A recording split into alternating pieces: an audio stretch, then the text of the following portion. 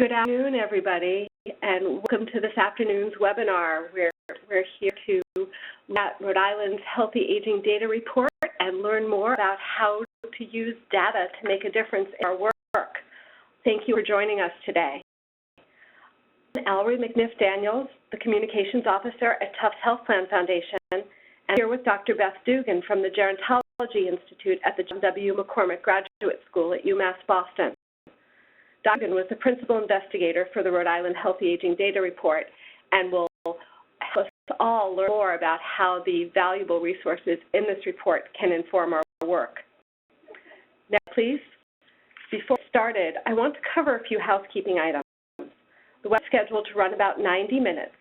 We'll focus on the presentation for the first 60 minutes and have allotted 30 minutes at the end for Q&A. We want to encourage you to submit your questions at any time during the webinar. You can use the chat feature, which you can find in the bottom right corner of your screen. If for some reason you don't see it in your screen, you can look at the top right corner, and there is an icon that looks like a word bubble that says chat. And if you click on that, the chat will open for you. That opens so that you can submit questions at any time. If we aren't able to get to all the questions in the time allotted, we'll follow up with you via email, because we want to make sure that we answer all of your questions in one way or another. We are recording today's presentation, and it will be available for viewing on healthyagingdatareports.org by the end of the week. If you know of colleagues who are not able to attend today and might be interested in learning more about how to use this report for your work, please encourage them to visit healthyagingdatareports.org so that they can view the webinar recording at their convenience. Before we turn this over to Beth, I'd like to encourage all of you to find your way to the chat window and test it so that you're comfortable using it. If you ensure that you select to all participants in the section outlined in red on the screen, and then right below it, you can just go ahead and type a message. Perhaps you can tell us all what town you're from so that we can know who we're talking to. And once we do that, I will turn it over to Dr. Dugan. Thank you all.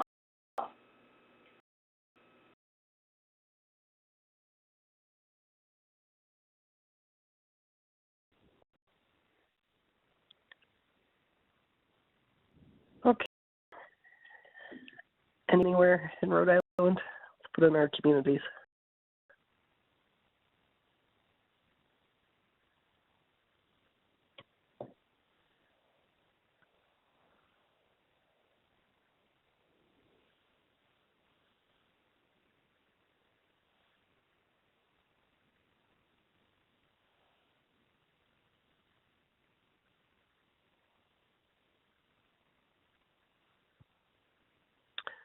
Great, thank you. If we could go to the next slide.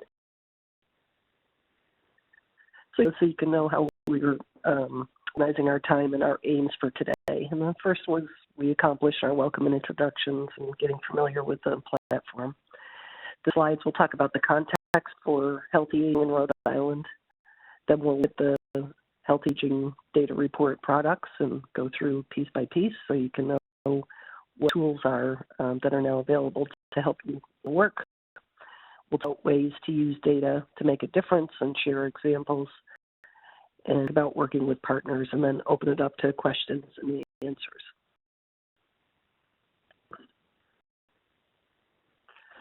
So with this slide, I love that image on the top of the slide where it shows that we are an aging world, and this is a dramatic transformation that we're living in. And the chart shows you the percent of the population that's 65 and over time. And so you can see that it goes from 1950 and breaks out to 2050.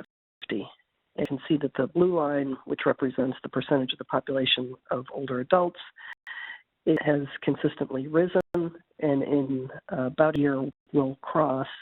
And the orange or red line shows the percentage of the population that's 5 and younger, so children, and you can see that that percentage has gone down. And so we're about to enter this new difficult land. It's a fantastic transformation that has never been observed on the planet before.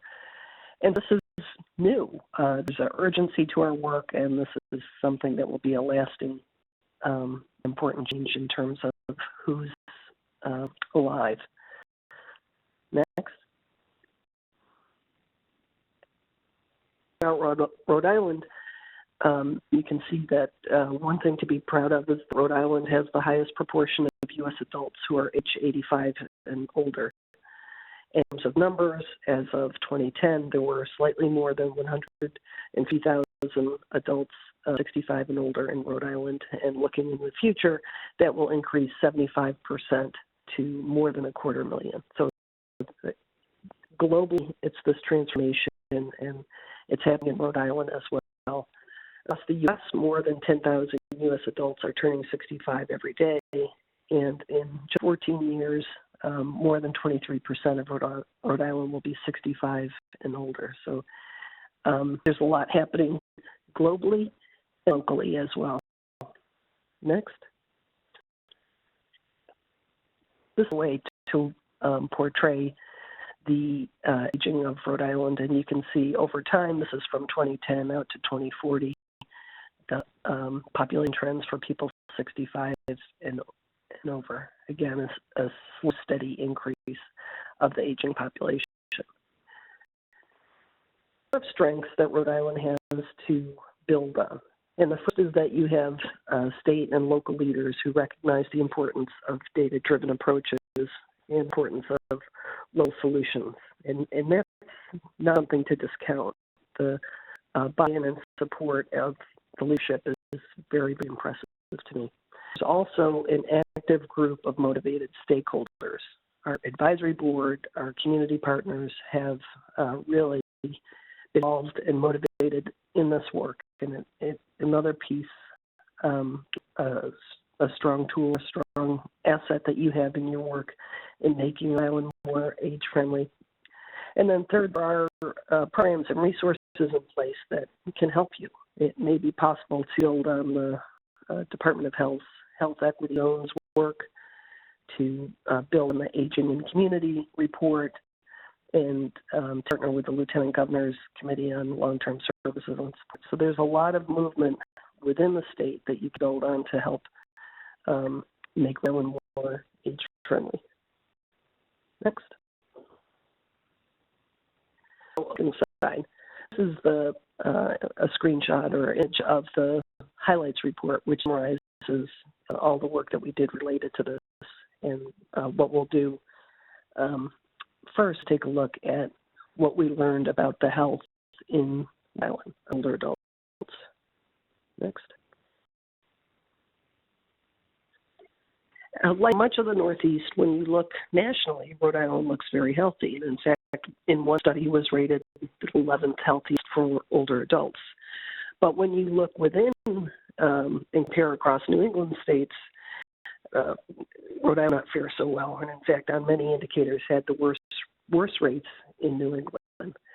The explanation is that the New England states tend to have higher levels of average income and higher educational levels, and some social resources that parts of the rest of the country do not have. So that contributes to us looking great when you compare nationally. But when you look within the region, a like population, you see that Rhode Island has many indicators. So you can see here the indicators where Rhode Island had the highest rates for all England states. And rates for hypertension and high cholesterol are very alarming to me.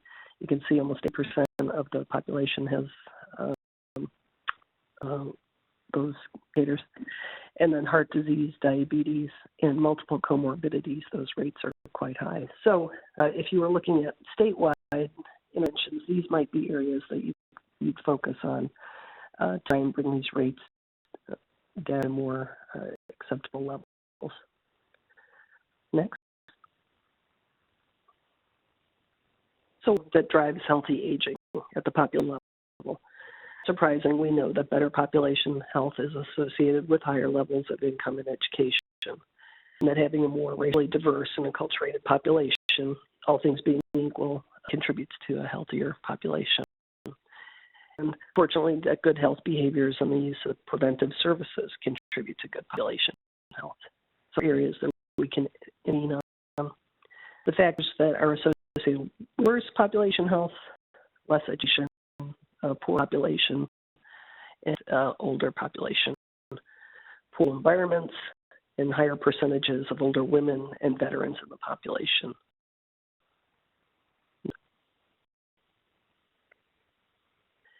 Now, this is just a simple way to compare communities. We calculated rates for more than 120 indicators at the community level and at the state level.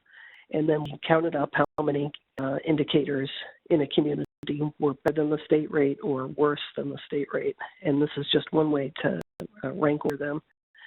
And using this very simple, you can see that Jamestown, Newport, and Portsmouth had indicators, or most indicators, that were better than state average. And going down to the next grouping, you can see the communities that had the most indicators that were worse than state average. Providence Other, and that's the parts of Providence that do not include the zip code 02906. Woonsocket and Central Falls were the areas with the most indicators that were worse than state average. Another interesting part about this chart is you can look at the third column, so it's indicators better than average, worse, and come over here to the Medicare service use, and you can see that, not surprising, lower service utilization is associated with better than state average, and higher service utilization is associated with worse than state average. And so if you're under of healthcare services at the state level, that's another motivation to try and make improvements, because you see it's associated with healthcare costs as well. Next. Now, to think about it is to look at the performance of, or the rates on different indicators, and to compare communities that have the best rates versus those communities that have the worst rates.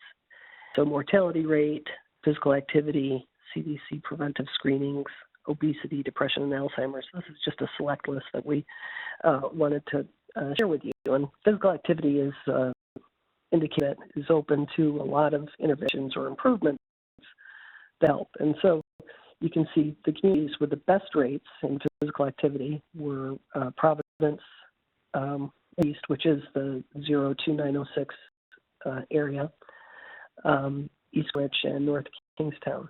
And then the worst for any physical activity were the rest of Providence, Woonsocket, and Pawtucket.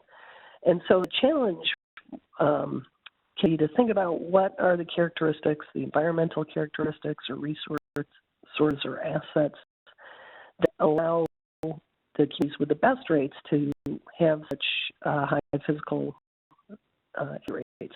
And other things that could be transferred or copied in these communities that have the worst rates. If so, that can be something to focus on in terms of trying to make it an improvement. As we know, so far we have not discovered a fountain of youth. And so there is the inevitable march toward death that we all experience.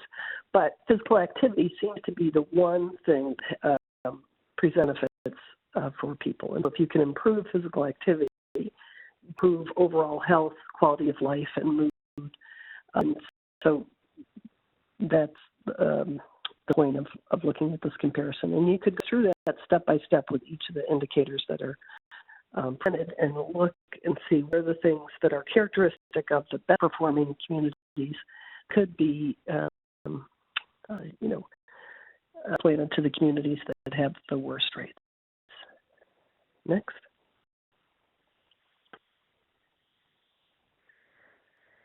So sometimes people say that it seems too big of a problem to try and make their community more age-friendly or try and move the needle on healthy aging.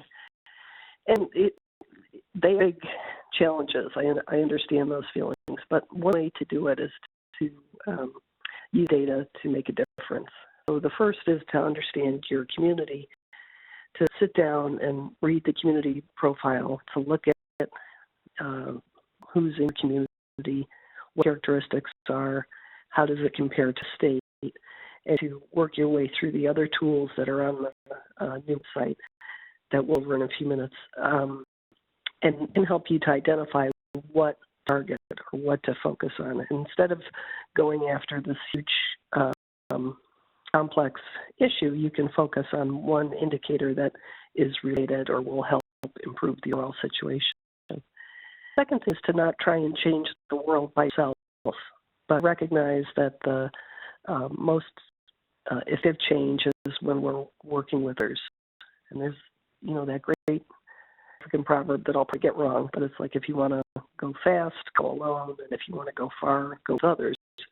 It's the same idea here. If you want to really make progress with healthy aging in your community or in your state, don't try to go it alone, but find other people, even the participants on this webinar, people involved in the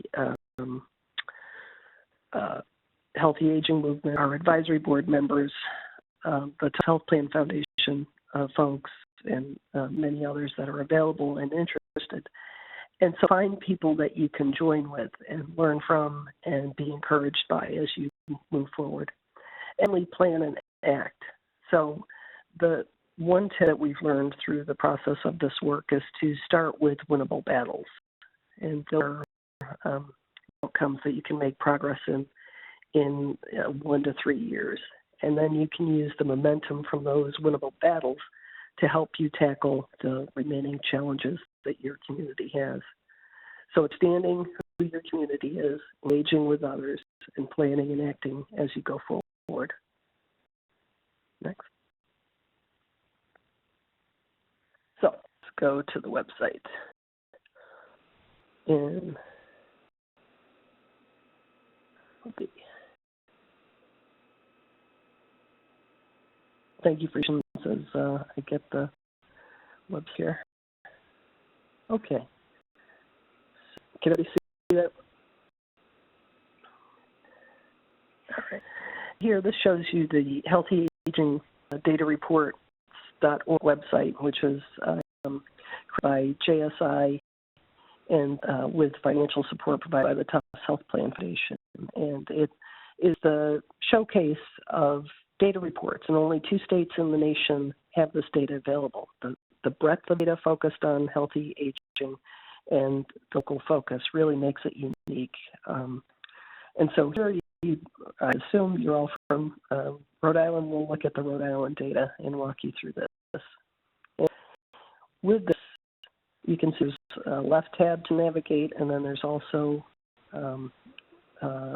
hotlinks or links that you can click on here to explore the report. And let's see, Hillary, do you have any suggestions for what we should look at first? Well, why don't you click through the highlights report, because we want to let folks know many of them may have attended an event or gotten a hard copy of the highlights report from us directly, but it is available on the website and it can be downloaded and shared. And it is a great summary document to introduce all of the data that was compiled and to help folks understand some of the materials that Beth just reviewed, some of the charts and graphs. It's a good jumping off point, and it's a good way to bring others into this work. Great. Yes, the highlights report is a wonderful resource. And maybe then we'll look at the infographic. And this is a one-page summary designed by the JSI people that can be a great tool if you're going to meet with a policymaker or your legislator, or you're briefing your supervisor about the data report. This can be a great tool to share because it's one page and it's visually pretty, but it also includes a lot of data that can help. And so here, as you see the infographic, there's information about the population projections, the high proportion of the very old in Ireland, which is great. It shows that there's something working, but it's also the for long-term services and supports tends to increase with advancing age. So that also has consequences for the state. You can see the high rates compared to the New England that's portrayed there. And this map in the middle, I want to call your attention to. The green pins show you the better than average these with many indicators that are better than average. And so you can see those. And then the colors all reflect some challenges that communities are facing. And, there's lots of non-arrows on this map that indicate potential targets of intervention or communities that could join with you in your work to make Rhode Island healthier and more age-friendly, and recommendations of how to go forward. So I think the infographic is a great tool to help you, and it's one page, so if you are meeting with people and you just want to give them a quick snapshot, this can be a great thing to share with people. Let's see. Let's go to the healthy aging indicator maps. Okay. The steps, yeah. Yeah, steps. So here on the community profiles, we report indicators related to population characteristics, wellness and prevention, nutrition and diet, chronic disease, disability, access to care, health services utilization, variables related to the community and civic engagement, safety and transportation, and economic and cost of living variables. What that people like is to know where the population density is. One is frequently used. And with this map, one dot equals, let's see how many people.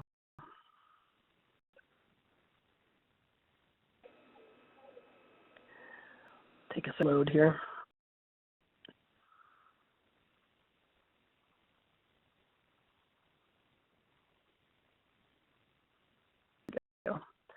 All right, so one dot equals 100 people age 65. And with this map, it shows you where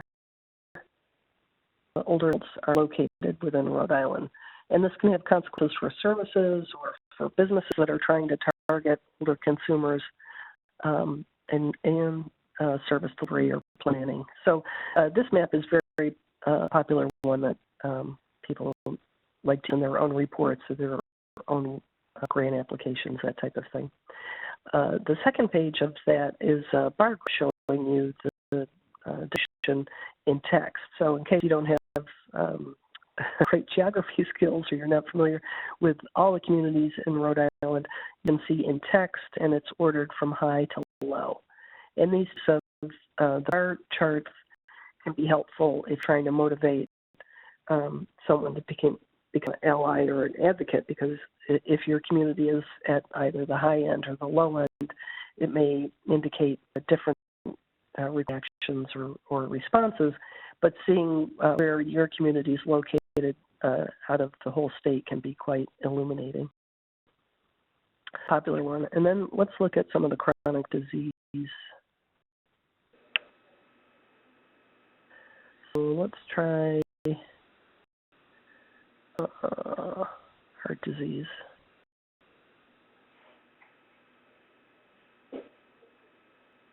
And this map shows you the percentage of Medicare beneficiaries who are 65 and older that have ischemic heart disease. And with this and all the maps, we've ordered intensity from light to dark. So the communities with lighter shades have lower rates, and communities in the darker shades have the highest rates. And so this shows you the distribution of heart disease across the state. And then you can come down to the bar charts and see that the state rate is there, and the communities that have rates that are noticeably higher, Woonsocket, West Warwick, and North Smithfield are the top three. And you may be applying for a grant from the American Heart Association or something else, and you'll find that some of these chronic disease maps or wellness and prevention maps can be quite helpful to you in your work. Okay, so there are some maps. What should we look at next? Well, the other maps are the interactive maps. Great idea. These love, and usually I like to start with the interactive maps when I'm trying to get a handle on the health of the state. And with this, I see a number of chronic diseases, Alzheimer's disease, diabetes, stroke, COPD, hypertension, heart attack, heart disease, congestive heart failure, arthritis, and so on. And you can mouse over the difference of the state and see what the rate is and where that community ranks out of it. But what can be helpful or informative if you're trying to get a handle on the distribution of disease in the state is to just click through all the indicators and try and see if you observe a pattern. There are communities that are consistently dark red or the lightest shade, that running either very high or very low rates of the conditions. And interestingly enough, we did not see a consistent pattern. It would be easier to fix if the same communities were struggling all the time. But with this, there's not. Even if you look at like the cardiovascular conditions that may tend to cluster together. So here we've got heart attack, conditions of heart failure. There's maybe through here you see some consistent highest rates, but not really. So this can help give you a good sense of the overall distribution. And then if you're interested in a particular area, so let's say from Westerly, and you understand what's going on with Westerly, you can zoom in, just click through the condition, see where Westerly has, or your community has the highest or lowest rates. And interesting, Westerly does have a lot of conditions that seem to be on the high end of the scale. Okay, to a sense of the interactive maps. And go to the community profiles. Let's show folks where they can get the data sources and the technical information. Good idea. So the technical report tells you the indicators, where our data sources were, where we derived the three main sources of data were from the Centers for Medicaid and Medicare Services, the Master Beneficiary Summary File, the census using data from the 2010 census or a 5-year average of the American Community Survey, and then partners at the Department of Health in Rhode Island shared with us the behavioral risk factor surveillance system data. And those were our large and most important data sources. And we also collect data from other places that are described in the technical report. There's more information on how we define the geographic areas and our estimation techniques as well. So, if you're a data nerd, you'll definitely want to check this out. And if you're not a data nerd but you suffer from insomnia, this would be a great resource for you. It's the technical report and appendices. Okay, I guess let's go to the community profiles. And in here, we have 41 community profiles for Rhode Island communities and 2 neighborhoods of Boston, of Providence, sorry. And then within that, we also did, we're to drill down to the zip code level for 20 communities of the high population areas within Rhode Island. And so here, let's pull up Cranston. It's a 5-page report for each community, and there's a narrative summary up top, and you can see where the community is located, what county it's in, and then on the first page we have population characteristics that are reported at the community level and at the state level. So Beth, how can folks use the data report, the community profile specifically, to develop programs that line up with their community demographics? That's a good question, Ellery. So if you look on the first page, it's got a lot of information about population characteristics. So if you have to, funding constraints to programs for the population that's 60 and over, you would certainly be interested to see here the percentage of the population that's 60 and older is, if we round up, it's 21%, which is similar to the state average, and translates to 16,759 adults. So this first page tells the story of who's in your community, and then you can look and see if you're trying to do a program for the very old, you may be interested to know percentage of the older population, how's it split. And in Cranston, there's a lot of young old people, 47.7%, 30% in old, and then 19% in the oldest old category. So that can help inform services and also planning for the future. If you can see you've got a large group in the pipeline, there'll be a need for that in less than 10 years. And to use this first page to help tailor services or planning is to look percentage of the population that's living alone. This can be a very informative variable too, because it may have implications for transportation or for security.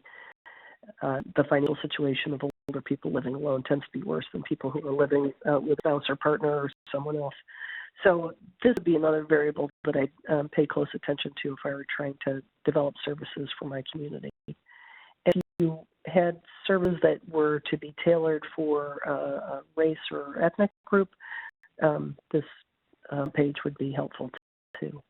So that's what I would recommend. The first page would help in terms of the question, Ellery. Thank you. And what if the health department or a community partner proposes a wellness program? How can the folks use the data report to help them determine what's the best match for their community needs? Well, we had one example that we had from Massachusetts was the Department of Public Health had gotten a big grant from the they were then to distribute across the state, and they actually used our data report to make those funding allocation decisions. And so I imagine maybe Rhode Island will have something similar. So if there were a big grant from related to falls prevention or health screenings or vaccines and flu shots, you may one could look in this wellness and prevention section, and depending on the indicator of interest or the program of interest, look and see are rates that are better or worse than the state rate that are indicated here. This B represents better. Let's see if there's a W somewhere, but that would be one. For instance, Cranston is better than state average in meeting older residents meeting the preventive health screening goals. So that's a positive. There may be something related to falls. So the fact that 7.2% of the population, older population in Cranston, has suffered a fall that was severe enough to cause an injury may be something that would warrant a fall prevention program. Or you could look at the flu shot as another one that is easy to intervene on. And you may realize that given the consequences for the health and functioning of older adults, if they catch the flu, the fact that it's 59% and not, percent could be concerning, and maybe that would indicate that this would be a good indicator to try in on. That is of high interest tends to relate to nutrition, and so if we round up, 22% of the population in Cranston is getting the recommended levels of fruits and vegetables. So that could be concerning, or obesity. That's another one that communities like to intervene on to try and reduce obesity. So this page gives you a lot of information that can help inform prevention programs. Thank you. I see that the next section here is with mental health indicators. What can we learn from those? And would that suggest that that would be an area of opportunity for new programs, or are there ways to add some of those indicators with integration with existing programs?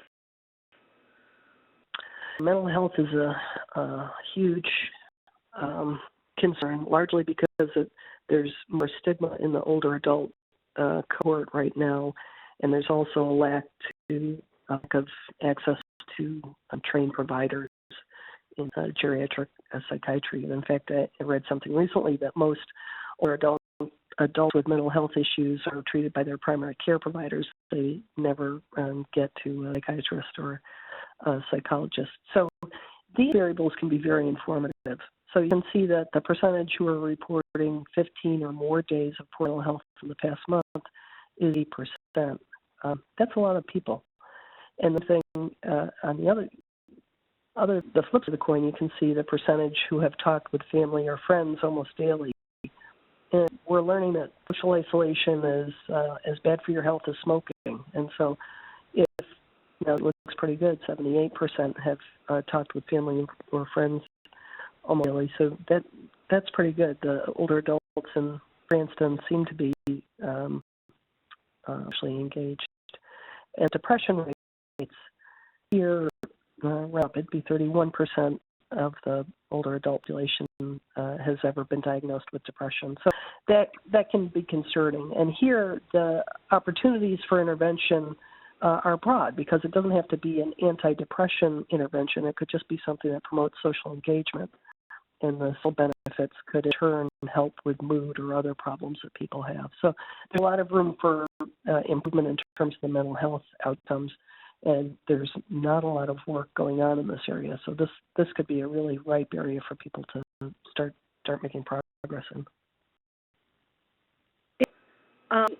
I believe that there is another section with some data about people living with disabilities. What efforts could help folks living with disabilities?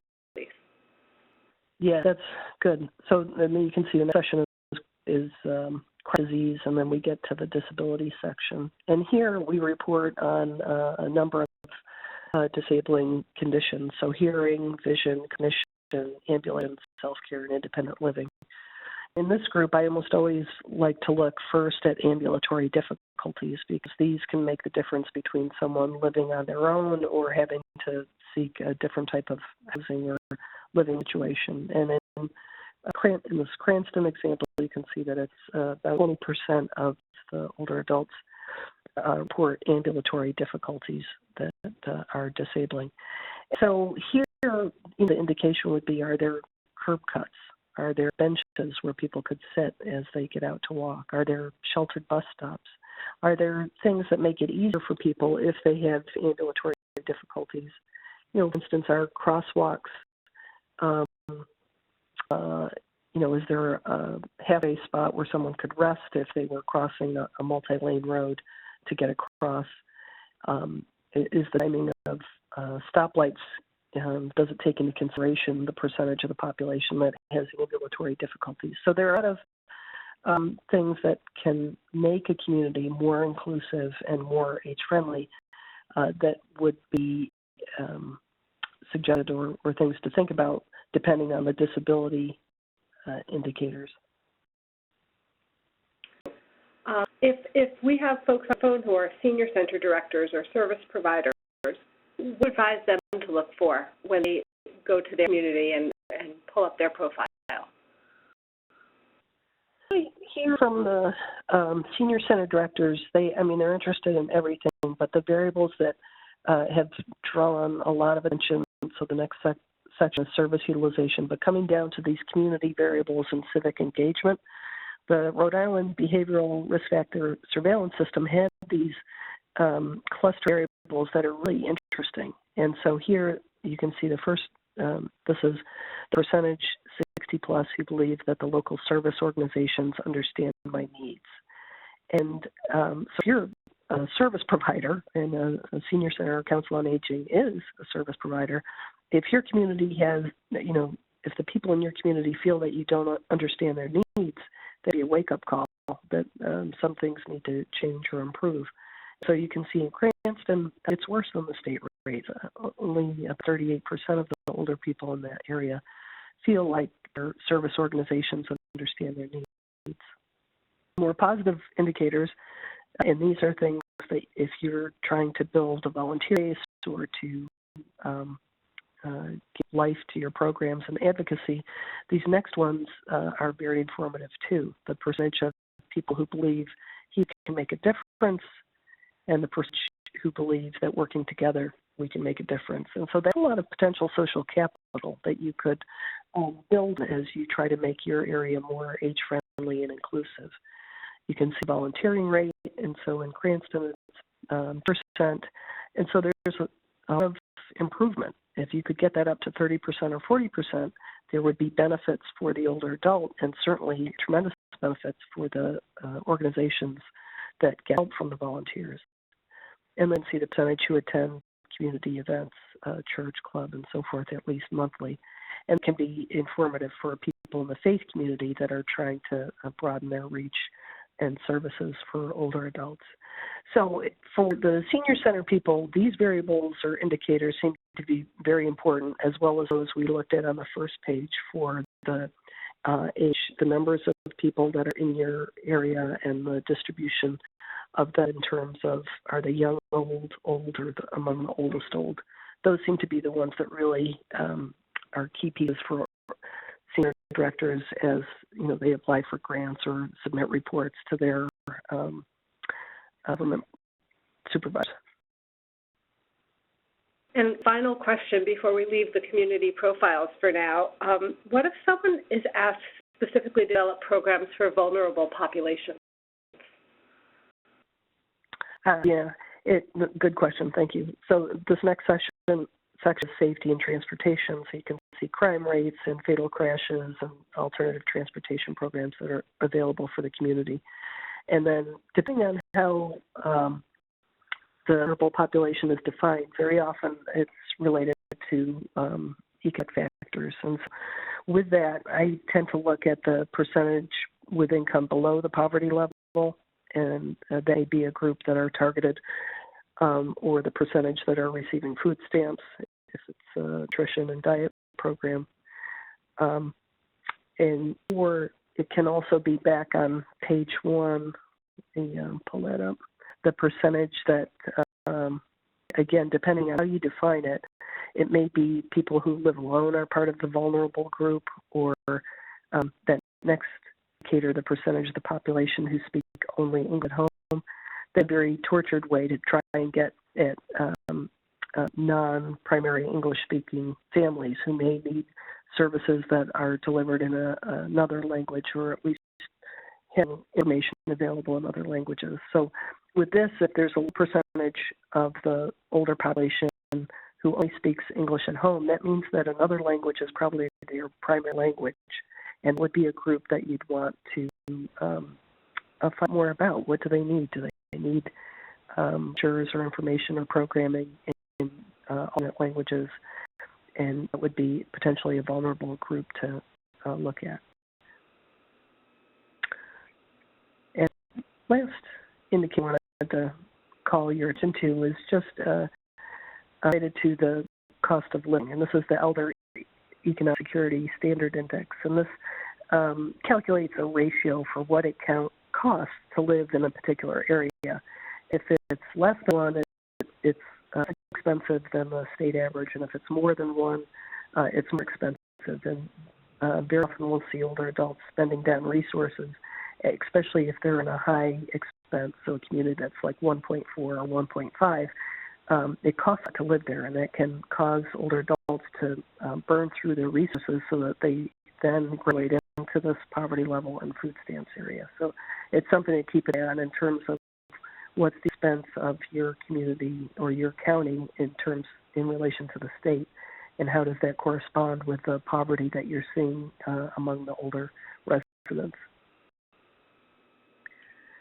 Is a quick version overview of the community profiles, but you'll see there's a lot there, and you could just spend time reading and thinking about the rates that you see at the community level and the state level. It is up with your experiences and the assets and services that are in place, and what are things that may be indicated based on what you see in the data and what you know with your experience.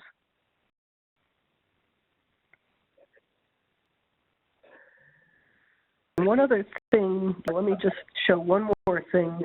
If I have the community profiles with the confidence intervals, and again, this is for data people. Let me just pull up one to show you. And with these are indicators, and then our the estimate, margin of error, and the state estimate, and the margin of error. Sometimes when people are presenting data or sharing information, you may encounter a skeptic, or if you're a data person and you want to use these data for other analyses, you need to know the margin of error or the confidence interval. And how you can interpret these if you're not a statistician, just quickly. Every rate is a statistical estimate, and within that estimate, there's a margin of error. And so within this margin, we're confident that the actual or true rate falls within, and so you can see the margin of error for, let's see, LGBT will have a wide margin because that data was sparsely reported, but we'll get to one that has a lot. But let's look at the chronic diseases. So here, for instance, the percentage that have the Alzheimer's disease or related dementia. So you can see the community estimate is 14.3, and margin of error is 12.7 to 15.9. So we're confident and quite confident that the true score, true rate falls within that range. And so if you're using the data in other analyses, you need to know what that is. And so data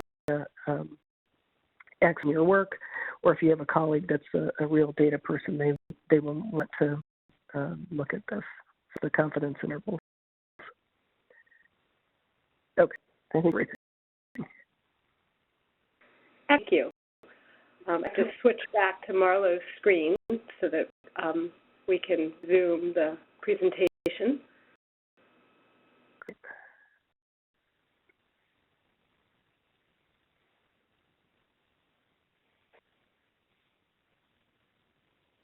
Technology works.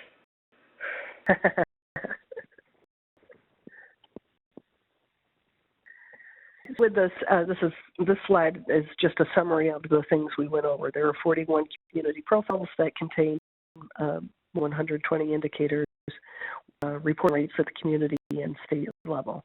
In addition, there are the 20 zip code level profiles with at the zip code, community, and state rate. 18 active web maps, 130 PDF maps and bar charts, one-page infographic, the highlights report, and the technical report, and the community profiles with confidence intervals. I want to recognize the important contributions and partnership of my research collaborators, Frank Perel and Nina Silverstein, and Frank in particular deserves special recognition because he leads the quantitative work in our core. And he likes to tell people I keep him chained to his computer in the basement running analyses, but just a very thoughtful, hard-working collaborator, as is Nina. We're assisted in this work by a number of outstanding PhD gerontology students, chief of whom is Che-Man Lee, who will be graduating this spring. I just want to recognize the financial support of the Tufts Health Plan Foundation. We couldn't do this work without their investment, and we're just grateful to their ongoing partnership. Next.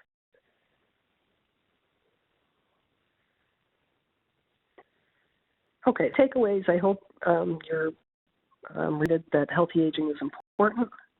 Given the demographic transformation that we're living in, we need age-friendly communities like never before. What is not as healthy as it could be, there's room to improve. And we've talked about new tools that can help you in your work. Website that I hope you bookmark and make your homepage, healthagingdatareports.org. And then start to connect with others in your community, fight winnable battles, and celebrate success, and keep going in this work. Next. Something that we've heard from a lot of folks when they first see their community profile or the data report, they want some specific examples. They say, you know, what does this look like in action? So we thought that we would share a couple of examples from our friends in Massachusetts. The Healthy Aging Data Report from Massachusetts was produced a couple of years ago, so they've had a little bit of time to put the data to work for them. The first example is from Newton, Massachusetts, which is a fairly large city. It's inside 128, a Boston suburb. And they have used this data in a variety of ways.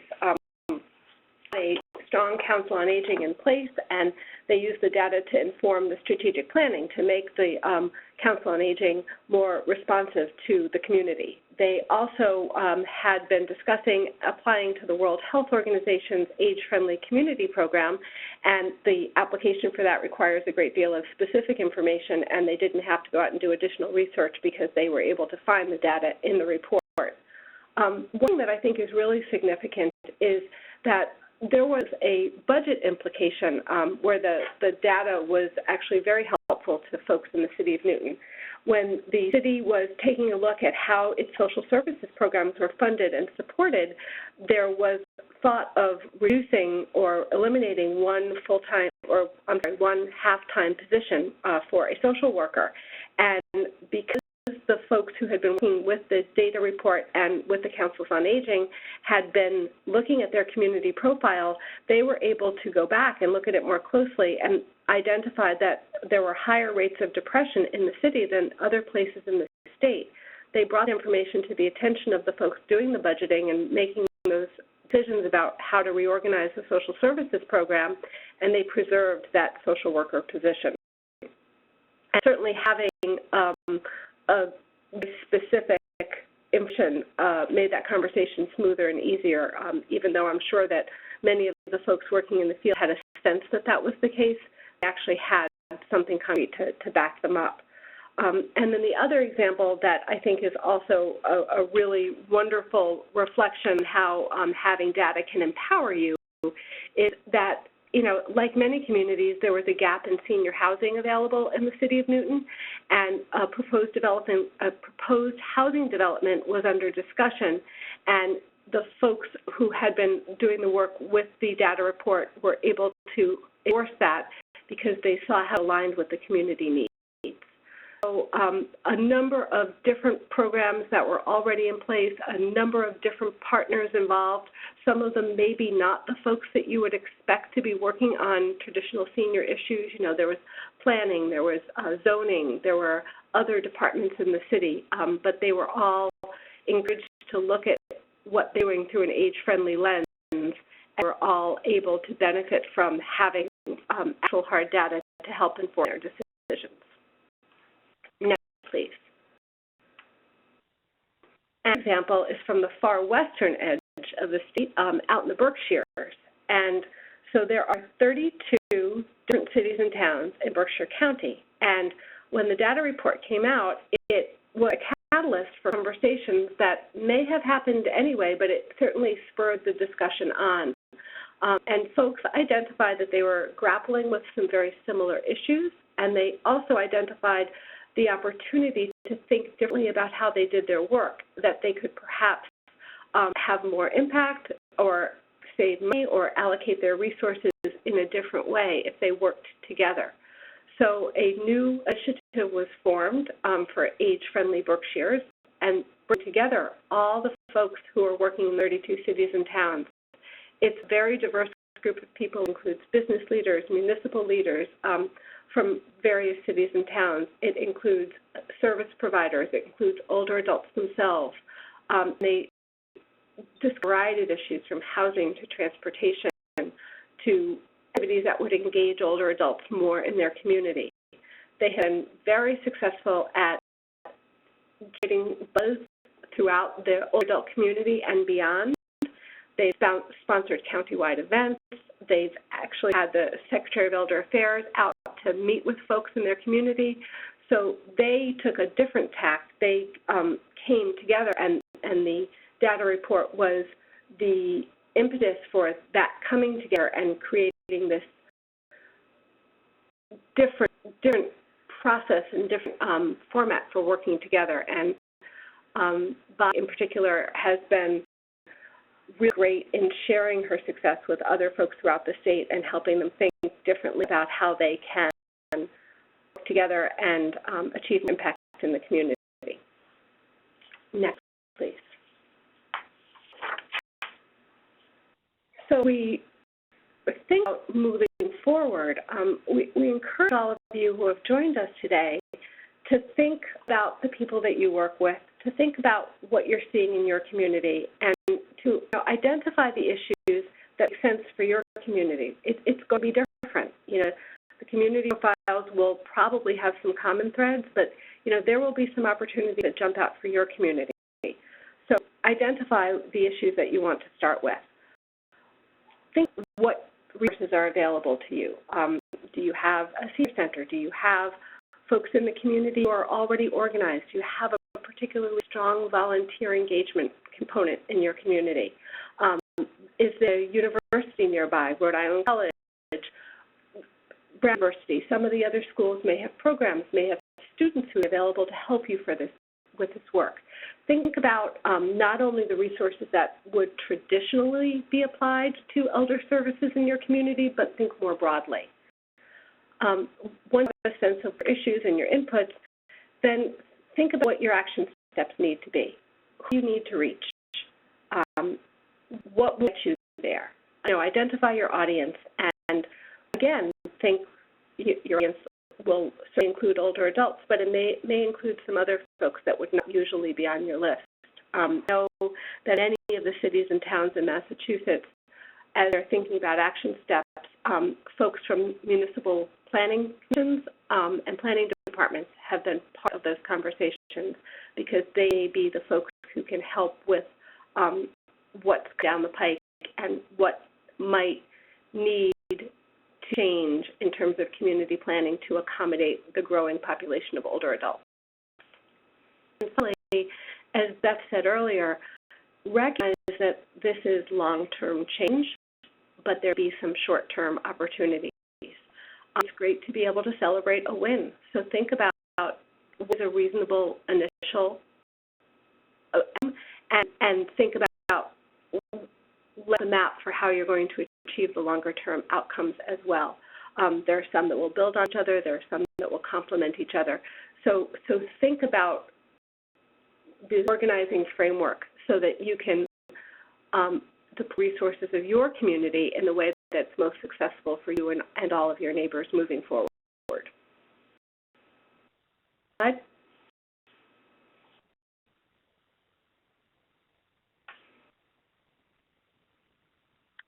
It just helps you to think about the timing of the desired outcomes.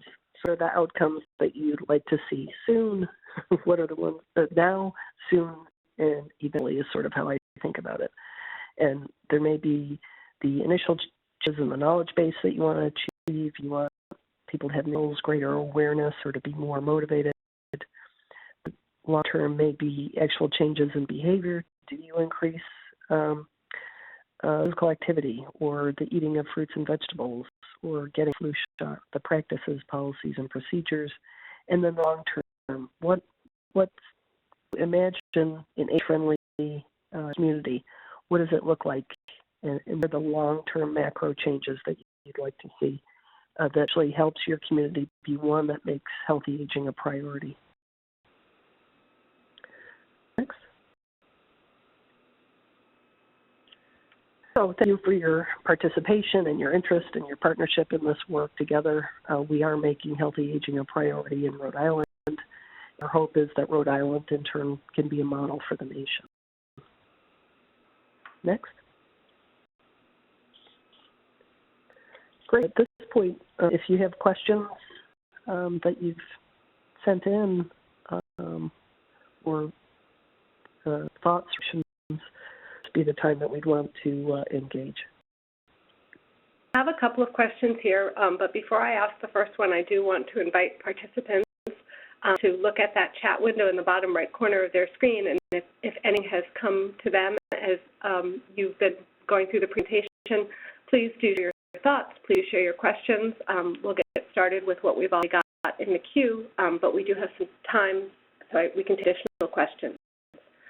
A question is, who should be a part of this work?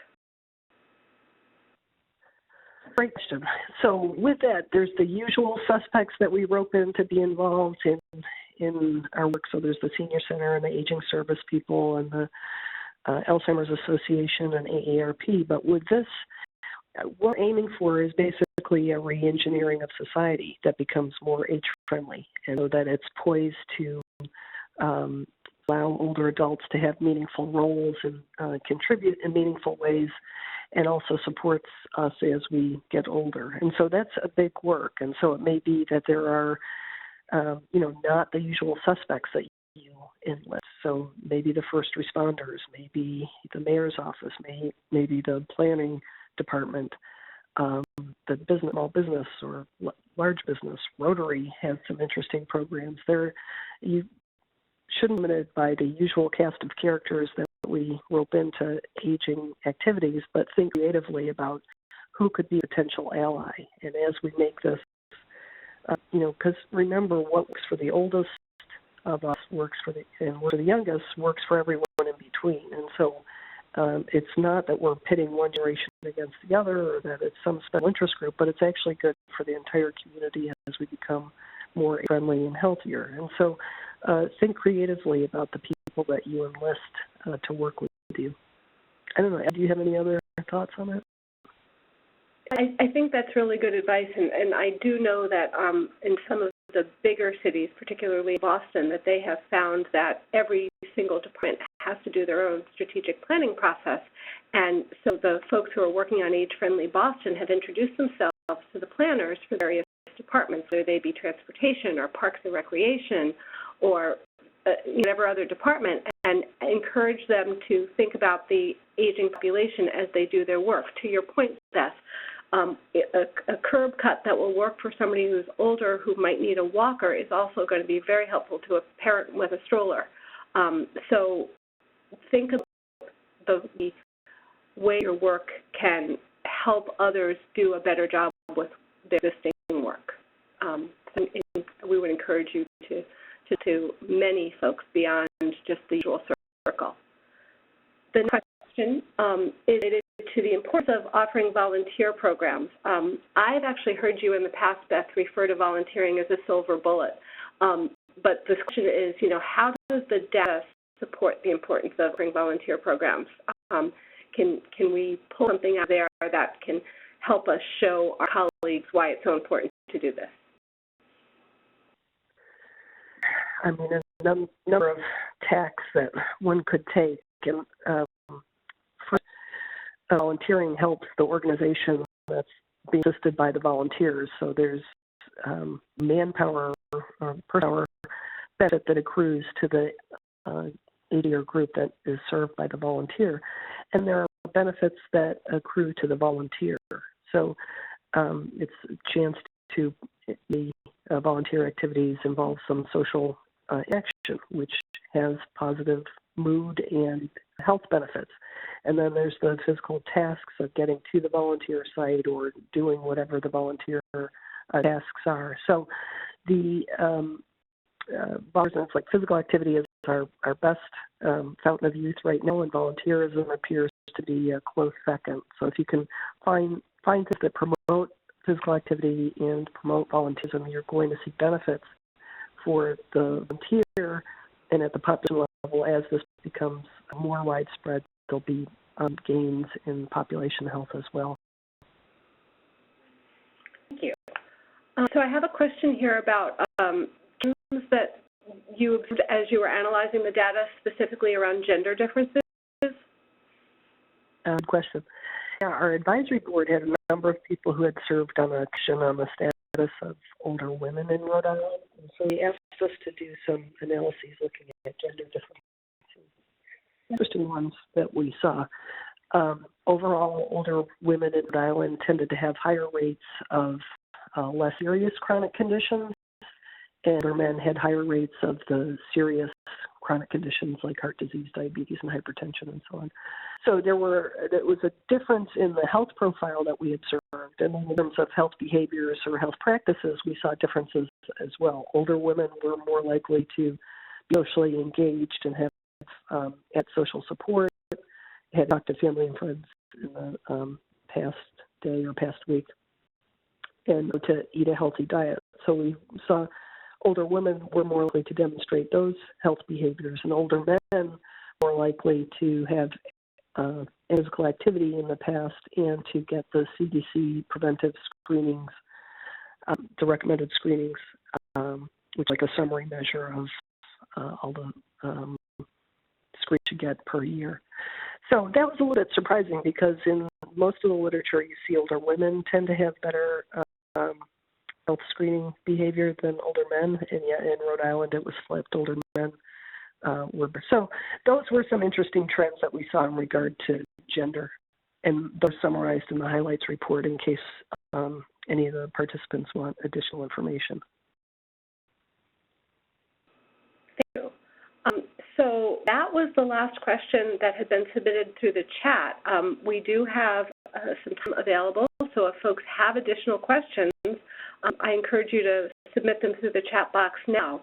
I'll give a couple of minutes, and I'll take this opportunity to reinforce Beth's message of thanks to the Rhode Island Healthy Aging Data Report Advisory Council. We really did have a wonderful group of folks from the community who shared their wisdom, their experience, their ideas, and really asked wonderful questions that push us to deliver a better product in the end. And I want to thank Beth and her team for all the work that they did to slice and dice and put these maps together and all these resources together. It does not look like we are getting additional questions on the line, so I think what I will do is encourage you all to take this time to visit healthyagingdatareports.org and go to your own community profile and start exploring. We hope we'll have a chance to meet you the next time we're in Rhode Island, and we encourage you to contact us to ask any questions that might arise as you're doing your work. But in the meantime, thank you for joining us today, and thank you for all you do to work to make communities in Rhode Island more livable for older adults and more vibrant and better places for everyone.